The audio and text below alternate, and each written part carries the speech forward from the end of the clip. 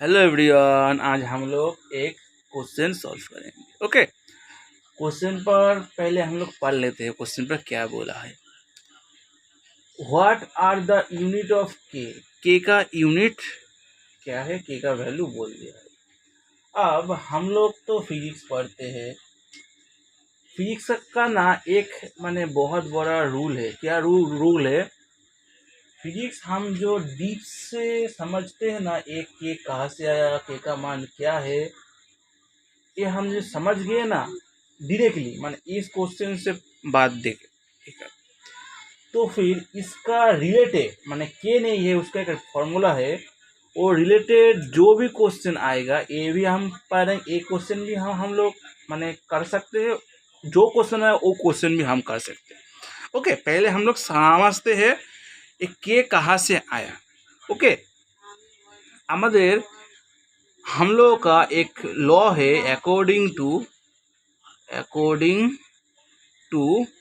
Coulomb's law. Coulomb according to Coulomb's law की बोला হয়েছে force is equal to 1/4 epsilon means permittivity of free space. तुम लोग सिर्फ इसको याद रखना। एप्स आयरन मीन्स क्या है? Permittivity of free space. Free space माने कि दो जो मास है, मैं समझ लो, ये जो पेन है, एक का पेन है, इसका ये दो पेन का मिडिल का जो स्पेस है ना, फ्री स्पेस, वही है epsilon. Okay, A is equal to Q1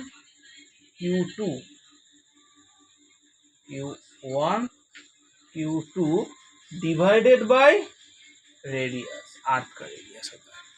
okay, अब इस जो फॉर्मूला है, तुम लोगों को फॉर्मूला याद नहीं रखना। तुम लोग सिर्फ समझो मैं क्या कर रहा हूँ। A is equal to Q1 Q2 by R. तुम लोगों को फॉर्मूला याद नहीं रखना। तुम लोग समझो हम क्या कर रहे हैं। ये जो पार्ट है ना, ये पार्ट पूरा कांस्टेंट है, और हम लोग कुछ कांस्टेंट है, तो ये कांस्टेंट के वजह से माने इतना बड़ा टर्म तुम बार बार लिखोगे तो माने माने लिखने अच्छा नहीं लगेगा बार बार लिखना। इसलिए इस टर्म को हम के से डिनोट करते हैं, के, और बाद में बाकी टर्म आ गया Q1 Q2 R। ओके, बाद में बाकी टर्म आ गया। यहाँ पर R है, R, यहाँ पर Q है। Okay, Q।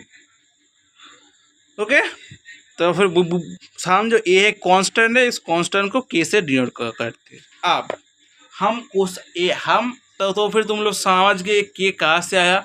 अब हम लोग के का जो क्वेश्चन पर बोला है, के समान ए वाला, के का यूनिट क्या होता है, तो फिर के का यूनिट हम यहाँ से निकल सकते हैं।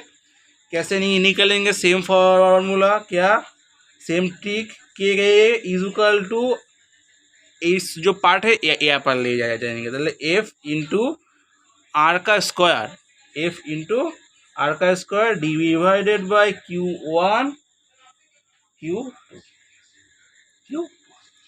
ओके, अब देखो फोर्स का यूनिट क्या होता है? न्यूटन। आर का यूनिट क्या है? आर एक रेडियस, माने रेडियस है, आर का लेंथ होता है, लेंथ क्या है? Metre square. ओके, यहाँ पर आर मीटर, यहाँ पर आर स्क्वायर बोला है।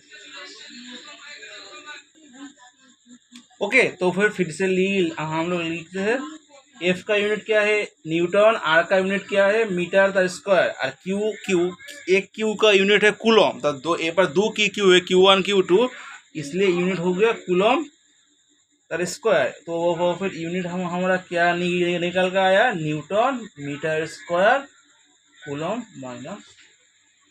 ओके, ये हो गया न्यूटन फॉर के। ऑप्शन क्या है? Newton meter. Option B correct. Okay, माने हम तुमको डायरेक्टली फोर्स माने ऐसे लिख कर समझ सकते हैं, माने ये जो फॉर्मूला है एक कहाँ से आया, तुम लोगों को थोड़ा माने नॉलेज देने के लिए मैं पूरा प्रोसेस किया है।